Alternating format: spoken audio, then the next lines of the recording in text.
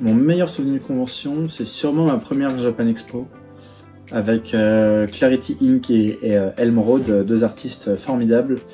C'est notre première convention à tous les trois, on savait pas trop dans quoi on mettait les pieds, mais c'était très amusant, très éreintant. C'est la première fois que j'ai rencontré vraiment mon public pour Dôme, il y avait un monde fou. On s'était fait dévaliser le dimanche, j'avais plus rien à vendre, donc ça c'était le début de quelque chose et c'est un souvenir qui me restera gravé.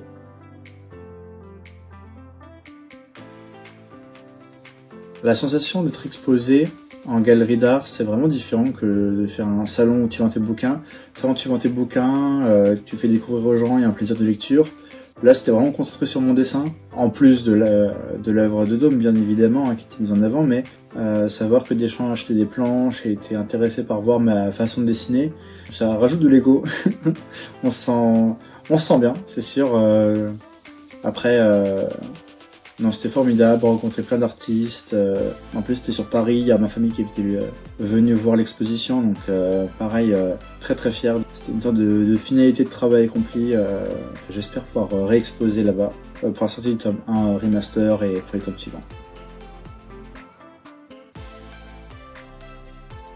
Mon tome que j'ai préféré dessiner, c'est celui que je fais actuellement, le Ridro du tome 1.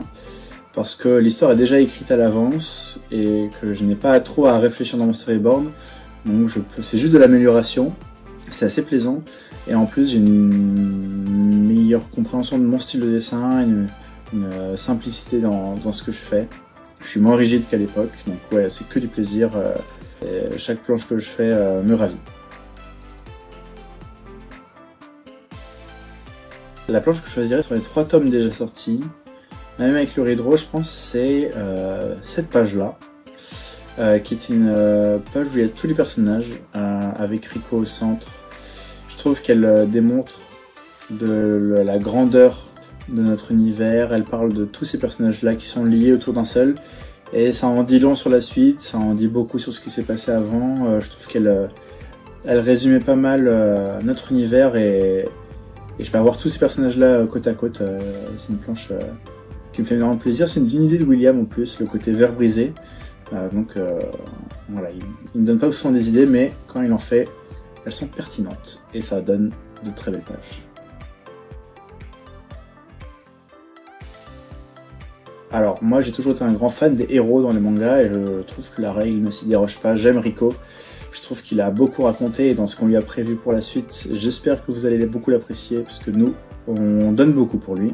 Et sinon, le personnage qui m'a surpris aussi dans le plaisir que j'ai eu à le travailler, c'est Bill, qui n'était au départ qu'un mafieux random. Vraiment, dans l'écriture, c'était un random qui était juste censé se faire capturer par Joël pour avoir des informations. Et en fait, plus on écrivait sur le personnage-là, plus on trouvait qu'il y avait une opportunité qu'il fallait pas lâcher. On peut plus imaginer l'histoire sans lui, alors que de base, il était même pas dans le cast principal, quoi. Je pense qu'il y en a 2-3 comme ça. Le premier qui me vient en tête, c'est Maya. Sa coupe de cheveux, je suis parti sur un design où...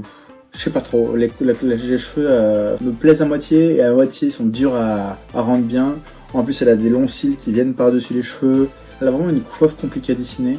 Ouais, moi je dirais que c'est celle-là. Et puis ceux qui ont lu la fin du tome 3, il y a des designs assez complexes qui n'ont pour l'instant eu qu'une seule page d'apparition, donc c'était pas facile à faire. Mais pour la suite, dessiner inlassablement leurs habits, ça va être tâche ardue de garder en tête tous les détails.